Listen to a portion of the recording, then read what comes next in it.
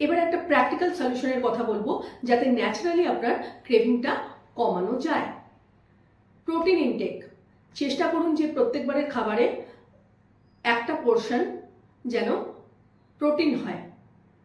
একজন প্রাপ্তবয়স্ক মানুষের সাধারণত যতটা বডি ওয়েট ইন কেজি ততটাই গ্রামে প্রোটিন দরকার। অর্থাৎ আপনার ওয়েট যদি 60 কেজি হয় তো একটা গড় 60 থেকে 70 গ্রাম প্রোটিন আপনার প্রত্যেকদিন দরকার। এটাকে আপনি 3টে মেজর মিলে ভাগ করে নিন এবং প্রত্যেক মিলে একটা পোর্শন প্রোটিন রাখুন। এতে দেখবেন যে আপনার ফুলনেস অর্থাৎ আপনার পেট বেশিক্ষণ ভরা থাকবে, ক্রেভিং কম হবে, ব্লাড সুগারের একটা স্টেবিলিটি থাকবে।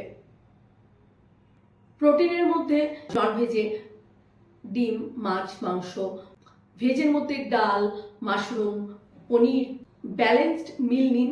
প্রত্যেক বারের মেজর মিলে একটা পোর্শন ফাইবার, একটা পোর্শন প্রোটিন এবং একটা পোর্শন কার্বোহাইড্রেট থাকে এবং একটু হেলদি ফ্যাটও অবশ্যই থাকে।